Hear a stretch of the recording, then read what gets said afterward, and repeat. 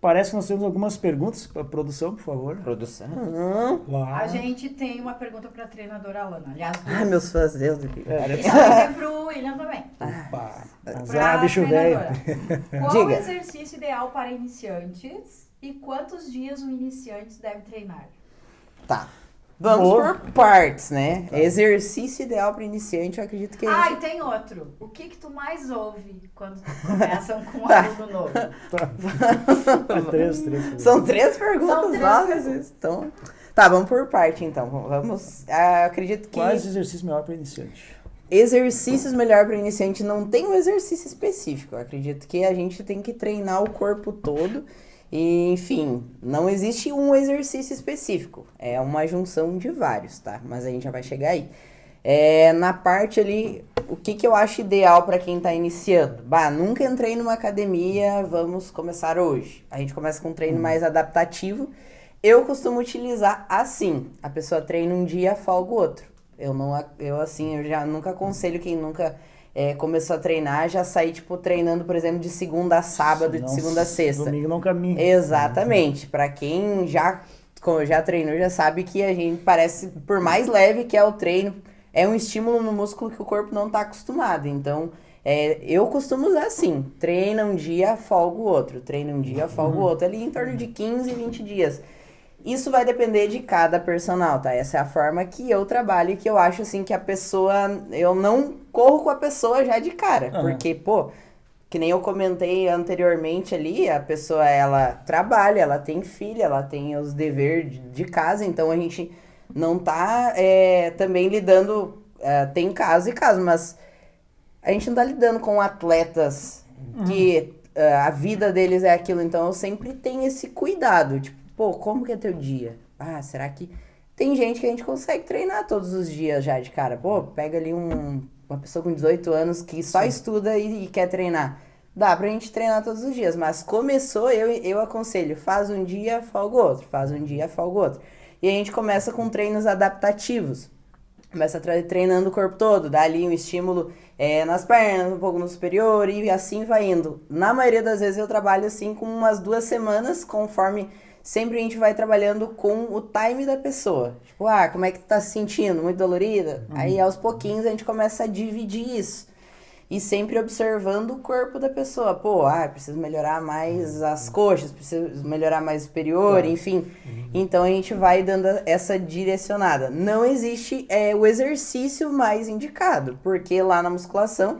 A gente vai trabalhar um pouco do inferior, um pouco do superior, então tem exercícios como agachamento, enfim, leg press. Mas na maioria das vezes, quando o aluno é mais iniciante, a gente começa optando por máquinas, né? Porque ele ainda não tem muita coordenação, então, tipo, vamos... Proteger a articulação. Exatamente. Então, tipo assim, eu não vou largar um aluno iniciante a agachar, sei lá, com uma barra livre nas costas. A gente vai começar ali com o educativo, de sentar e levantar, ou usar o Smith. Sim. Enfim, eu sempre opto por máquinas, por ser mais seguro e até para ver como é a coordenação dele. Mas respondendo à questão do exercício, eu opto por exercícios com máquinas por questão de segurança, para conhecer como que é a coordenação motora do aluno. E eu aconselho começar com um dia sim, um dia não. Um dia sim, um dia não, um dia sim, um dia não. Tinha uma O pessoal terceira do chat pergunta, quer né? saber com que idade, qual a idade mínima para iniciar o treino e o que tu mais escuta nas tuas consultas. Tá. A idade, assim, eu não sei o que vocês acham, tá? Mas eu acredito que não tenha idade para começar a musculação. Porque a gente até pode usar como exemplo a Thaísa, né? A filha do Kaká lá, que tinha o quê? 6 anos, Sim, ele já sim, botava. sim. Então, eu acredito que quanto antes as pessoas começarem, melhor. Claro que eu não vou sair botando um leg com 100 quilos, 50 quilos para uma criança. Mas uma caminhada, um agachamentozinho... Uma coisinha ali ou outra, até para trabalhar a coordenação motora, o desenvolvimento muscular, articular e ósseo da criança, até mobilidade, alongamento. Então, quanto antes, é uma coisa assim que eu senti muito falta na minha infância, foi isso, de ter um profissional até nas escolas, para ter esse direcionamento. Até hoje eu sofro muito com essa questão de mobilidade e alongamento, porque eu não trabalhei quando eu era mais nova. Até, assim, tem alguns países... Estava lendo esses dias que a gente não tem tanta tradição olímpica, né? Até temos bons, mas tem países que têm essa coisa nas escolas primárias e no ensino médio, né? Então eles começam com as crianças lá já aquele treinamento de basista, claro, respeitando então as crianças fazem agachamento, fazem Sim, eu vi esses dias um vídeo. O supino são treinos assim, e direcionam muito para essa questão olímpica. Então assim, eu, pelo que eu vi, eu não vi nada de limitação de idade, claro. Limitação conforme a Exatamente. condição. Bem como também, às vezes, a gente vai pegar ali uma pessoa com 20 anos que trabalha de uma forma diferente. Por exemplo, eu atendo pessoas... A minha aluna mais nova tem 15 anos. E minha aluna mais velha vai completar 60. Então, eu trabalho com todas as idades e cada uma trabalha de uma forma diferente. Todo mundo tem as suas limitações, bem como a minha aluna que vai fazer 60 anos, ela é mais forte do que muitos alunos que eu tenho de 30 anos. Então, tem isso. varia muito da pessoa, é sobre quando colocar, para quem colocar e a intensidade disso. E até o histórico, né, no caso da pessoa de mais idade, até o histórico progresso de treino que ela tem, né? Daqui a pouco a pessoa sempre foi ativa. Né? Sim. Mas respondendo a pergunta, né, em questão de idade, não existe. Tem muitos mitos, né? Antigamente o pessoal tinha medo, mas o meu conselho para quem tem filho é coloquem ele para praticar uma atividade física o quanto antes. Vai trazer essa benefício. Menos celular e mais exercício. Exatamente. E qual é a pergunta mais engraçada que tu escuta? Né? Mais engraçada são várias, né? Tem de tudo. Tá louco, mas assim, vamos por partes. Mulheres. Só lembrando que depois a gente tem pergunta para o nutricionista William. Mulher, na maioria das vezes, entra na avaliação e começa assim, qual o teu objetivo? Eu quero perder um pouco de barriga, ganhar um pouco de bunda e só. Tá bom? É bem fácil. Aí tá, né? É super fácil. Sei lá, o homem, na academia onde eu trabalho tem um personal que ele é bem grande. Então, beijo, Lucas. Lucão. Lucas Bax, daqui uns dias vai estar aqui com a gente. Tem alunos meus, ele fala assim, eu quero ficar grande, mas não que nem o Lucão, como se fosse fácil, né? Mas são coisas assim, tipo, as pessoas acham que tu ter um corpo de fisiculturista é fácil, então eles falam, eu quero, mas não ficar daquele ponto. Ou como tem gente que, em quanto tempo eu fico desse jeito? Tem gente que chega assim, né? Tipo, em quanto tempo eu consigo ficar que nem tu? Não que eu seja, né, alguma coisa muito assim, mas... né? Mas é mais ou menos isso. Mas era isso, né? Isso tem aí. mais alguma pergunta? Ainda não. Tá. Agora a gente tem pro William. William, beber água ajuda a emagrecer? Para emagrecer é preciso comer várias vezes ao dia? Tem mais umas perguntas depois também. Muito legal. Antes só vou fazer uma ressalva no que a Ana falou, assim, sobre a pessoa querer ficar muito forte. É uma caminhada muito longa, Vocês né? acham, gente, que é fácil ficar com o braço do tamanho da minha coxa? Não é. Deu um pouco aos dois aqui, viu? E foi bem interessante, porque eu comecei a atender um rapaz numa academia aqui na região. E na academia tem uns adereços, assim, digamos, algo ornamental, assim, nas paredes e tal. Daí tinha um banner, assim, do Arnold Schwarzenegger, né? Acho que todo mundo conhece, né? Provavelmente. Daí, não, eu quero definir, quero perder gordura, mas não quero ficar que nem aquele cara da parede. Ele precisa nascer de novo, né? Eu olhei bem seriamente pra ele, cara, nem se tu quisesse. Eu quero e não consigo. Quem nunca escutou, né, a piada da Graciane? Mas eu não quero ficar igual a Graciane. Não, minha filha, se fosse fácil. Nem os caras conseguem ficar igual a Graciane, imagina exatamente. Que lembrar que assim, é um esporte que precisa de dedicação e principalmente tempo, né? Tempo não é uma coisa que um resultado fantástico. Eu acredito, é uma profissão extra, né? Tipo, porque demanda tempo, dinheiro e dedicação. Dedicação, sim. Diferente de outros esportes, né, eu estou tendo diversos atletas profissionais de várias áreas, né? A musculação é muito diferente, ela é 24 horas por dia. Se eu atendo atletas, jogadores profissionais aqui de times do Rio Grande do Sul, cara, se ele fazer o gol, se ele atravessar a rua e tomar um X, uma Coca-Cola, tanto faz. Interessante que ele me faça o gol, mas se o bodybuilder fazer isso, às vezes é uma semana, um mês, um ano de treinamento jogado fora. É bem mais complexo. Vamos lá, Dani, toca aí pra nós a pergunta. Tá, então a água, né? Isso. Se beber água ajuda a emagrecer. E se para emagrecer eu preciso comer várias vezes ao dia. Ah, bem legal. Essas são duas, tem mais duas depois. Excelente. Da água, assim, o que ela acontece? A água é fundamental para toda a reação metabólica e bioquímica do corpo, né? A lipólise, que é transformar a gordura acumulada em novamente glicose para você gastar isso e reduzir toda a descida de pouso, também necessita de água. Então, a água é muito importante. Reduzir a retenção de líquido, mandar embora a toxina. Indiferença para perder peso ou não, ter uma vida saudável ou não, você deve tomar água, tá? É fundamental, é a base. É a água, o restante acontece depois. Então, é fundamental sim. Mas não aqui, né, o pessoal não vai pensar que assim, ó, tomo bastante água, eu vou emagrecer. Eu vou emagrecer porque eu faço uma dieta hipocalórica, né? E preciso de água para... Ela é uma basezinha, uma viga de uma casa toda, né? Mas ela tem que estar ali presente. Tá, tenho mais duas aqui. Evitar o jantar ou jejum ajuda a perder peso? Ah, isso é muito complexo. Porque a gente tenta sempre direcionar, ainda mais para pessoas que estão mergulhando nesse mundo de uma vida saudável, pelo menos de 5 a 6 refeições por dia, para que não se espasse muito tempo de uma refeição a outra e tenha uma fome compulsória, uma vontade de comer a mais. Tirar o jantar não é boa estratégia, porque café da manhã, almoço e jantar são as refeições que a gente tem mais como hábito de sentar na mesa e comer com a família. Se você tira isso, vai te fazer falta psicologicamente e inconscientemente, né? Que é muito importante. Muito importante. Então, não se tira, não se exclui nenhuma refeição. Você tem que sentar na mesa, comer o que você deve comer de forma saudável e comer com prazer. Esse é o único caminho de sucesso. Tenho mais, aliás, duas. Quais os perigos envolvidos em praticar atividades físicas sem uma alimentação correta? Ah, muito bom. O principal é você passar mal no treino, né? Da tela azul do Windows, né? Cuidado, né? Então, o desmaio, a hipoglicemia, isso acontece tanto na galera iniciante.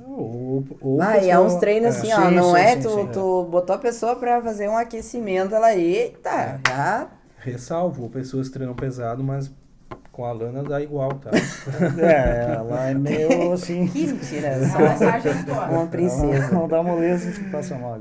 E claro que isso, mas tem o passar mal, o desmaio, pela uma hipoglicemia, você não tem nutriente ali para o corpo gastar, ainda mais exercícios de alta intensidade que envolvam potência muscular, né?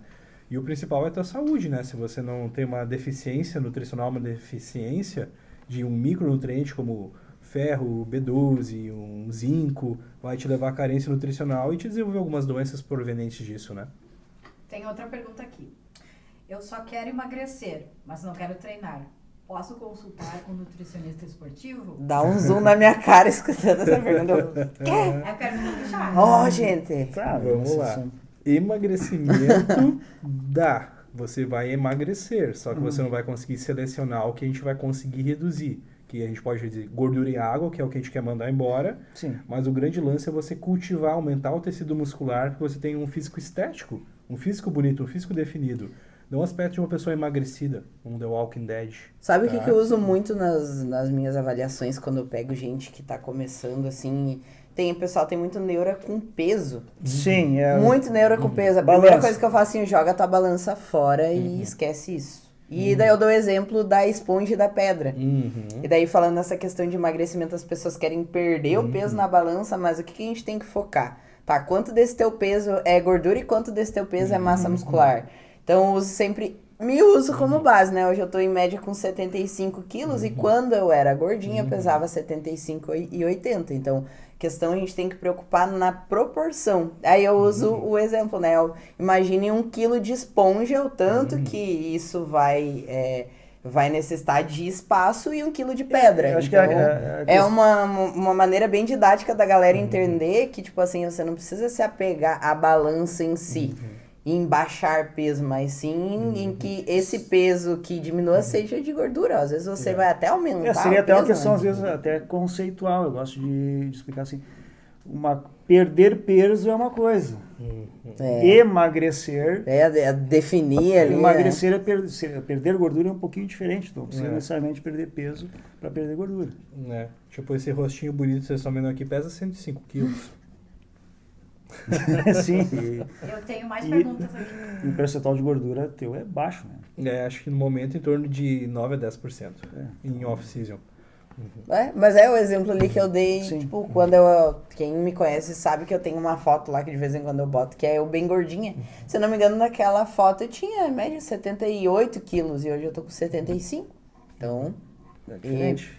a gente não pode se apegar. Perder peso é diferente de emagrecer. Exactly. Qual a pergunta mais absurda que tu escuta nas tuas avaliações? Deixa eu desenrolar um pergaminho aqui. Principalmente, claro que entre inúmeras eu citar duas em si. A primeira, eu tô te procurando, mas eu não quero ficar forte, que nem aquela tua aluna lá do Insta. Não vai, né, filha? Não vai conseguir, né? E, se você se esforçar muito, sim, obviamente, mas não é do dia pra noite. Essa, e principalmente, eu posso manter o meu jejum que eu faço? Daí o jejum. Não. Não dá. Entre outras, obviamente. O jejum principalmente a estratégia do jejum intermitente, né? Até tem um documentário na Netflix, não lembro o nome, mas é interessante ver, porque nos Estados Unidos tem muita coisa, tem até clínicas que internam as pessoas para fazer jejum. Na verdade, internam as pessoas para passar fome. A pessoa fica dormindo? Não, a pessoa fica só tomando água. Aí eles fazem jejum, sim, prolongado. Até isso aí terminou na Suprema Corte lá, porque tem uma clínica que houve muitas mortes, né, por desnutrição. E eu acho terrível essa história do jejum, porque tem muitos influenciadores digitais que colocam como se fosse a solução, né? Então, para quem treina jejum... Aproveitando, né, qual a tua opinião como profissional, olhando sobre o jejum intermitente? É bem interessante. O jejum, o único momento que eu utilizo com algum paciente meu é quando a gente está numa linha, assim, buscando um bodybuilder, um classic physique. Um atleta. Tipo... Então, tiazinha aqui, mocinha linda que nos procura ali. Não, então, só? Jamais. E quando tem que afinar a linha de cintura, mas a gente tem que entender que, geralmente, essas pessoas vão em algum médico e fazem reposição hormonal, diferente do que uma pessoa que indivíduos naturais, assim. Isso. E ainda mais pessoas que estão iniciando, estão aprendendo a comer, né? Então, jejum, a gente pensa como, vou citar uma frase bem simples, que eu escutei de um grande profissional, que é referência para mim. O único jeito de você conseguir ter uma vida saudável, um corpo legal, é sabendo o que você vai comer, não sabendo o que você não vai comer. Esse é o grande lance. Então, o jejum é uma estratégia que, infelizmente, ela não é sustentável a longo prazo e tende a gerar, muitas vezes, compulsões ou transtornos alimentares, que é a pior coisa que alguém pode ter relacionado ao alimento. Eu tenho pergunta para o Dr. Alexandre. Oi. Agora vem uma das boas. Como faço para usar recursos ergogênicos e quando iniciar? Você quer perguntar como faz para ser tão lindão assim? Não, na verdade, sim, isso é uma questão que o pessoal procura muito, né? E eu sempre faço na consulta, quando o pessoal vem procurar recursos ergogênicos, eu pego um papel de A4 e eu corto em 4. E assim, eu sempre coloco, primeiro você treina, tá? Então eu quero saber como é que a pessoa treina. Se ela realmente está treinando, porque assim, tem gente que vem consultar e diz que treina e tu olha para a pessoa, não parece que ela treina. Ela não tem musculatura, ela não tem definição, não tem nada. Então, assim, o treino não está adequado, né? Segunda coisa é a dieta. Essa pessoa está comendo adequadamente. Daí tu escuta de tudo, né? Eu faço jejum intermitente, eu faço dieta cetogênica, eu não como carboidrato, eu não como de noite. Então, assim, eu preciso de treino, eu preciso de dieta. E outra coisa importante, assim, que eu coloco, assim, a questão do descanso. Essa pessoa, o descanso não é somente a periodização do treino, que no caso o treinador dá, mas ele dorme bem, essa pessoa dorme bem. Então, são 3 coisas que eu digo para o recurso ergogênico, na verdade, que a gente quer dizer é o hormônio, é utilizar recursos de anabolizantes. As paradinhas, né? Acho que a gente tem que ter não se faz apologia, mas eu não gosto que se use hipocrisia, né? A gente sabe que os esportes de alto rendimento, todos eles usam hormônios. O fisiculturismo é onde mais se utiliza, né?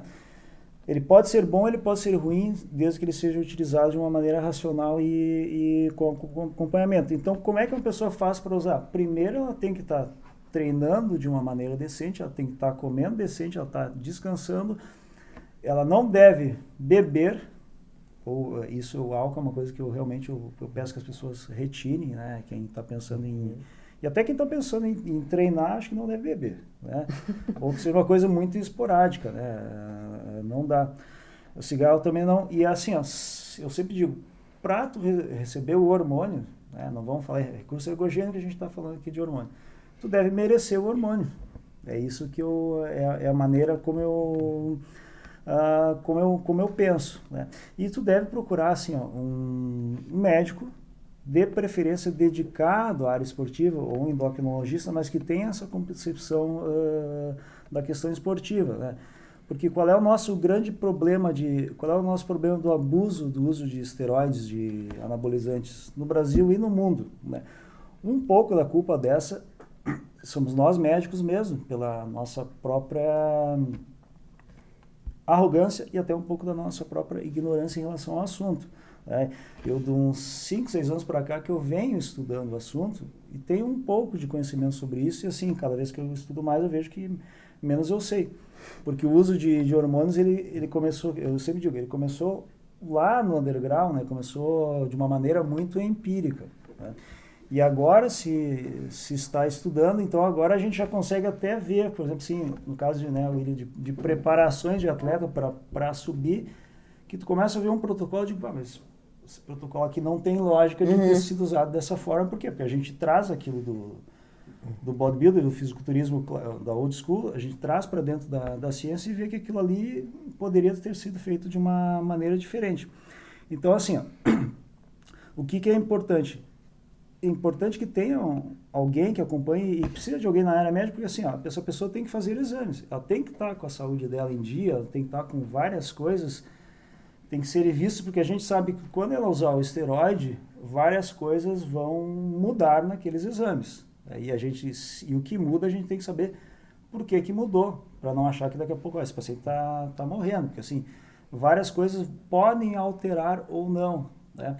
Mas tem que ter dieta, treino, descanso, né, em alta intensidade. E outra coisa, a pessoa tem que, vamos dizer assim, ela tem que ter já uma certa maturidade muscular. Não pode ser, eu comecei a treinar mês passado, agora eu já quero usar alguma coisa. Não é assim que... E também aí a gente vê que a importância, né, é assim da pessoa procurar um profissional, não só na área, tipo assim, mas, pô, vai treinar, procura um profissional para fazer uma divisão legal, vai fazer uma dieta, procura um nutricionista, vai fazer um protocolo hormonal, procura um médico, porque o que a gente vê hoje em dia, o pessoal, tipo, simplesmente fazendo... olhou na internet, sai fazendo... a gente tá lidando com saúde, né? É que hoje, assim, ó, hoje a gente tem... Se eu tiver eu tenho um celular, eu tenho um cartão de crédito, eu tenho acesso muito fácil no underground a hormônios, né? Isso aí a gente sabe, tá? Tem dinheiro. Exatamente, só que a gente... O que vem comprado lá no underground, a gente não sabe exatamente o que tem ali dentro. E a pessoa, daqui a pouco, ela pega um protocolo que um fisiculturista que vai competir que usa, né? Uma pessoa que não usa, né? E a questão, assim, que eu estava falando da parte médica, o que acontece? Um bom tempo, por não ter médicos que se importavam com esse uso, e isso é uma culpa nossa de médico, a gente terminou empurrando as pessoas para o uso abusivo. Por quê? Porque vou dar um exemplo bem prático, né? Vocês vão concordar comigo. O paciente quer usar, nós temos limitações técnicas e éticas para o uso de anabolizantes aqui no Brasil, por causa do Conselho Federal de Medicina, então a gente tem coisas que nós temos que respeitar. Então, vamos supor, o paciente quer treinar, quer usar, vamos supor, um homem quer usar testosterona porque ele viu que aumenta a massa muscular e ele quer treinar. Ele chega no urologista, a testosterona dele está 400.